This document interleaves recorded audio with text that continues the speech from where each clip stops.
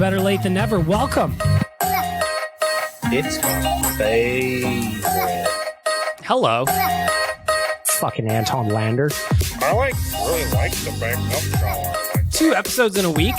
It can only mean one thing. It can only mean one thing. Yes, sir. This is Cesus. Hello. Cesus. Did you want me to do? Cesus. Did you want me to do a second episode, Cesus? Cesus. You can't just keep repeating your name, you know. Tyler, your rem check is so fucking sexy. He is Cesus. Cesus. All right. Fucking Anton Lander. Turning this down. Surveyor Brett, thank you as always for the intro music. A little reaction episode of Better Late Than Never coming at you on a Friday. Come on. Who's not excited about that? Right? But, of course, these only happen when there's something that happens. So what happened today? I recorded an episode of this podcast on Wednesday, and I was talking about, hey, what needs to happen? What doesn't need to happen? What kind of moves we got? What's still yet to come? We've got, it's now September 2nd as I'm recording this today. We're 3 weeks out from the preseason starting, so stuff still has to get done. Well, early this morning, 11 a.m., it was announced that the Winnipeg Jets had signed our boy Sam Gagner to a 1-year contract worth $750,000. And I got to tell you, I was not happy about it. Boo!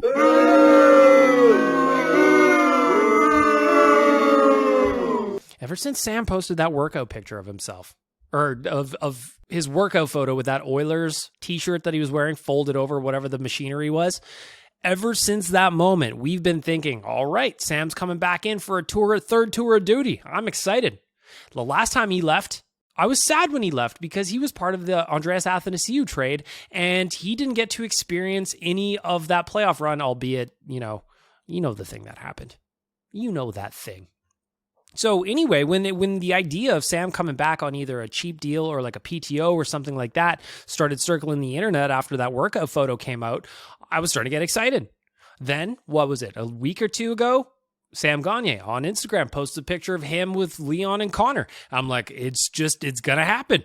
How are those guys hanging out right now if this is not going to happen? How? Tell me. Because it just seemed like it was too good to be true.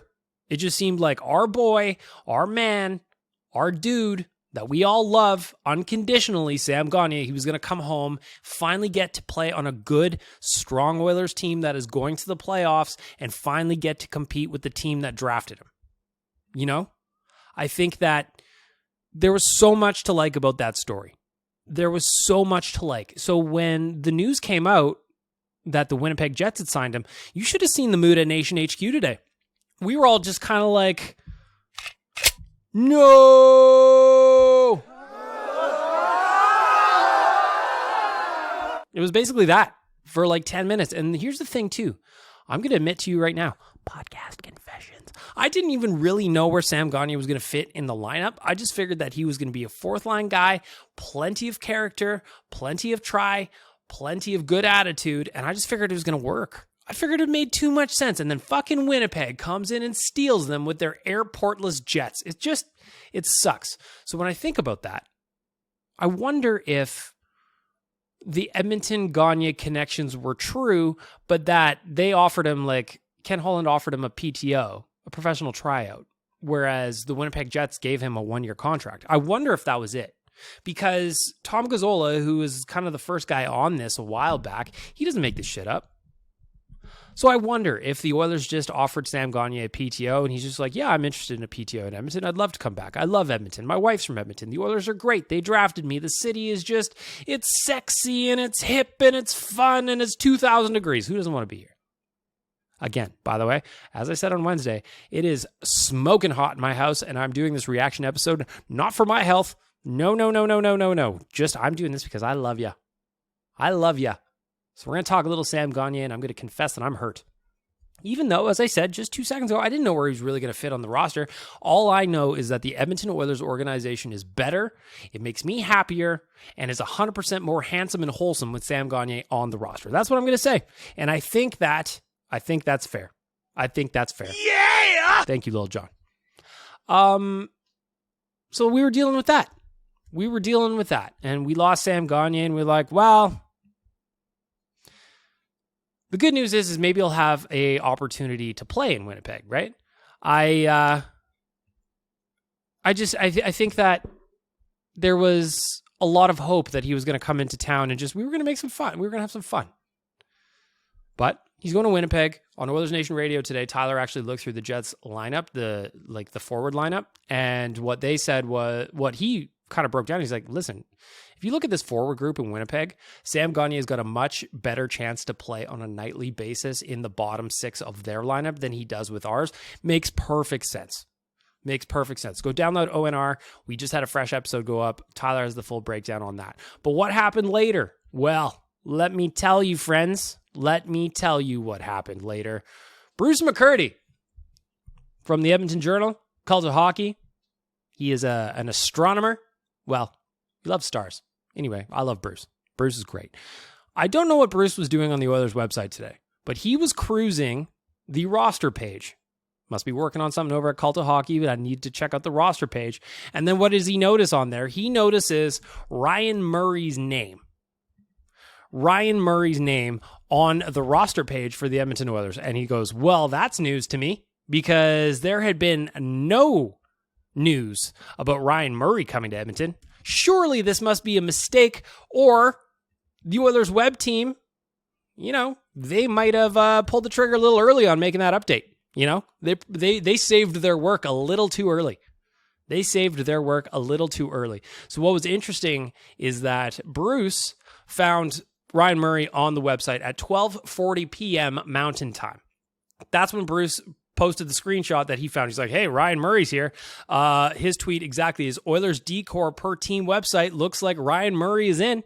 7 minutes later, the Oilers official account tweeted out that the Oilers had signed Ryan Murray to a 1-year, $750,000 deal. I love this because somebody at the Oilers HQ today, they got a talking to because they saved their work 7 minutes too early. And Bruce was the investigative journalist on this one, and he found it. He broke the news. So shout out to Bruce McCurdy. Getting to the business of Ryan Murray coming in, I'm intrigued by it. I don't necessarily, it's not going to be like one of those, this is going to move the needle, we are now officially cup contenders. It's not one of those moves. What it does do, though, to me, is it gives the Oilers a little bit more depth. It gives the Oilers a little bit more depth on that left side. He is an NHL veteran. Ryan Murray, to this point in his career, has played 432 NHL games. So he's been around. And I think he's going to help create some competition on the left side. And he makes no money. His contract last year with Colorado was $2 million. He signed for a league minimum this year. Again, he did not play a playoff game with the Colorado Avalanche during their cup run, but he was part of that team. He played 37 games with them during the season. He only had 4 assists, though, mind you, and 2 PIMs to go along with a -3 rating. So not exactly the sexiest year in Colorado for Ryan Murray. I don't expect him to have a sexy season here in Edmonton, but what I do like about this move is it makes sure that Philip Broberg is not the default 3 left-handed defenseman. He's not the third pairing LHD by default, just looking at the roster, not a moment played of training camp. Having competition on that left side, especially on defense that I still think needs work, you can bring in Ryan Murray all you want. We still need defensive upgrades, to my opinion. But what this does do is it gives them a cheap deal that they can create some competition on that left-hand side. He's a veteran. He is an NHL veteran, and having more of those generally is going to help.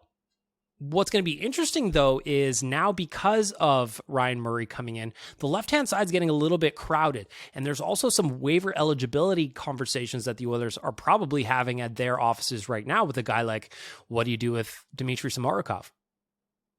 He needs to clear waivers to go down to Bakersfield this year. What do you do with him? Do you have him riding as your kind of 7th guy? You can send Broberg down to Bakersfield, no problem. He's still allowed to go down. So what are the Oilers going to do? What are the Oilers going to do? Are they going to risk losing Samorukov for nothing? Do they care? Is he going to be part of a trade? My idea today that I had on ONR is looking at that waiver eligibility, looking at the cap situation, where I'm going to get to in a second. Maybe he's part of a trade. Maybe he's a toss-in, clears up a contract on the books. Maybe he's a guy who they don't necessarily have in their plans all that much. I don't know. I'm just thinking out loud here. I'm just guessing. So as for the cap situation, we talked about this on Wednesday. I don't know how this works. Again, me, stupid, me moron, blogger, podcast guy.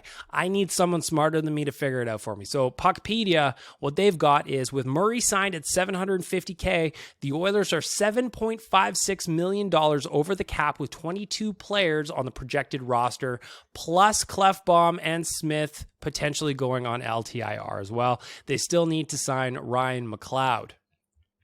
With Clefbaum and Smith going on the LTIR, the Oilers will still need to clear $1.9 million plus sign McLeod. So if my math is correct, it's looking at about, the Oilers are going to need to figure out about $2 million and change, give or take 250 grand. So what does that mean? What does that mean? I'm looking at the roster now. I'm looking at cap friendly. And again, the players that are, if they have to clear 250 grand, Frank, stop. Stop looking at your feet, buddy. You don't want me to talk about Ryan Murray anymore? Hey, you leave those feet alone. You leave those feet alone. We're going to polish them up. We're going to take pictures and we're going to post them on the doggy internet and you're going to be a millionaire. We're going to sell Frank feet pics. People are going to buy those. Thank you for stopping to lick your feet. You're a very good boy. You're very handsome. You're very, very handsome. What was I getting at? I don't even remember. Really doesn't, it doesn't matter.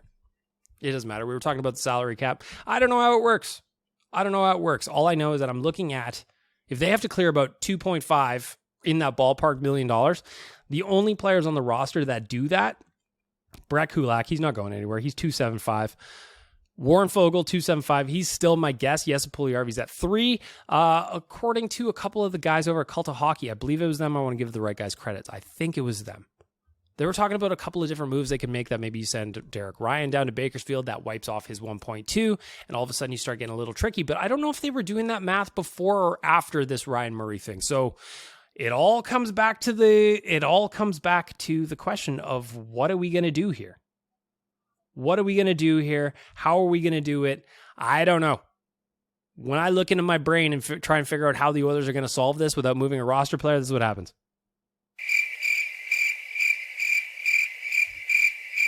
I don't have any ideas. Wait a minute. Who are you? I'm just not smart enough to figure out this problem. But what I do know, to wrap up this quick reaction episode of the podcast, is just today was a weird day in the land of being an Oilers fan. Today was a weird day. Sam Gagner, he had a hell of a season last year with the Detroit Red Wings. 81 games played. He had 13 goals, 18 assists for 31 points. I was just like, you know what? Having him back in the mix, it makes way too much sense. Way too much sense. I loved the idea of it. Man, did I love the idea of it. But that said, Winnipeg snatched him up. They got a good person. Sam, unfortunately, you got a lot of bus rides coming in your future, my guy.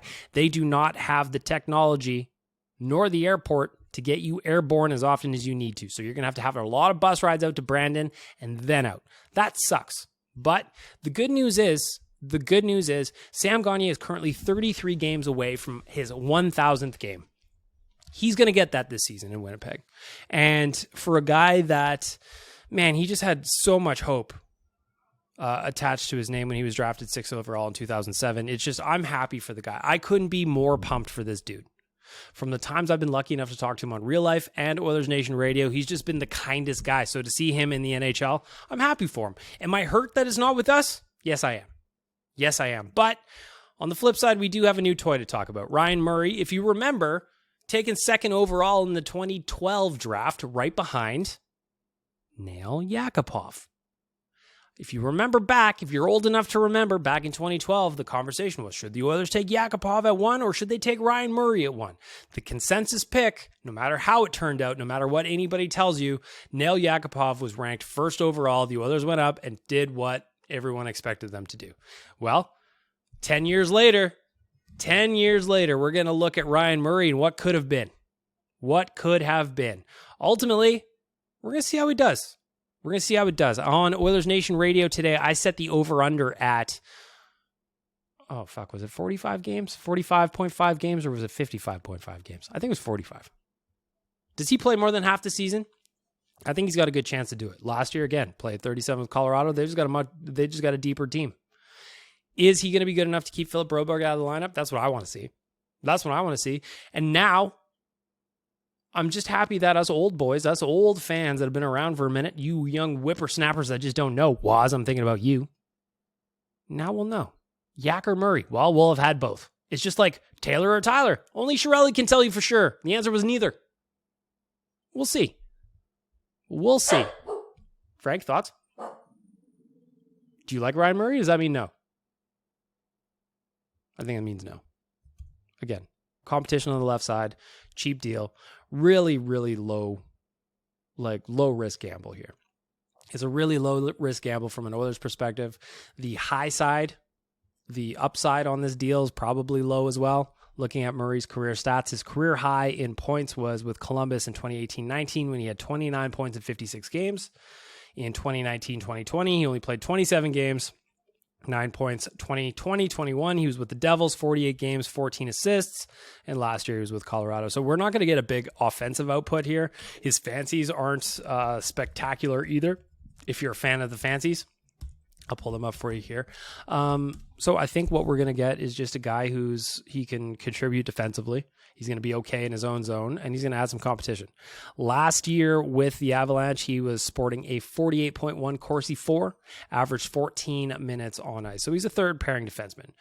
To his credit, though, his O-zone start times was 39.3, which means all of his starts were in the defensive zone.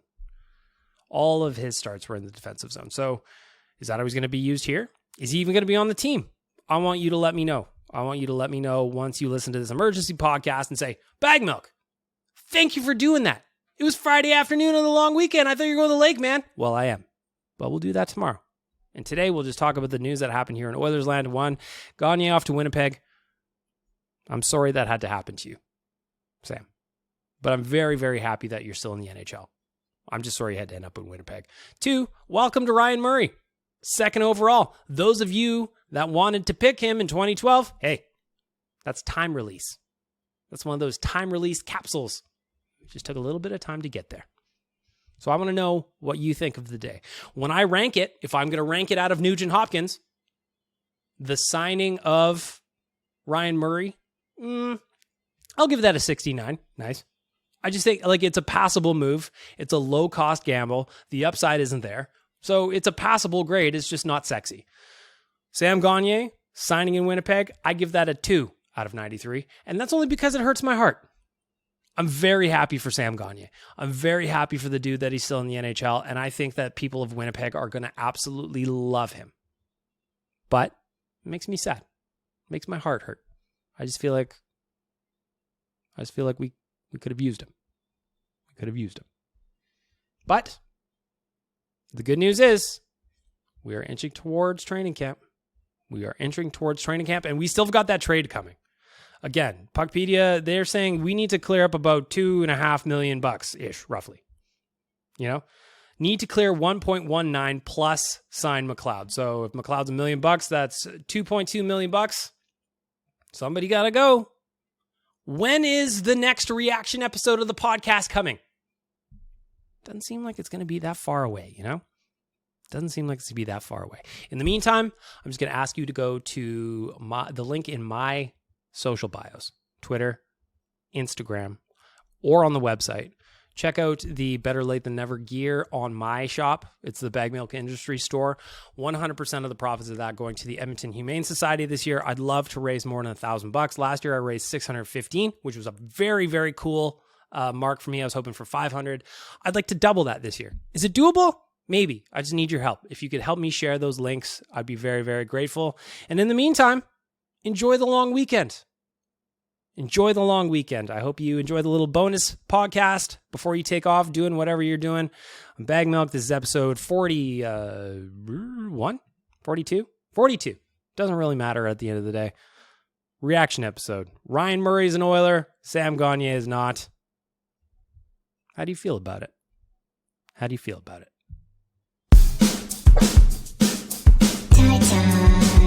Why won't you kiss me?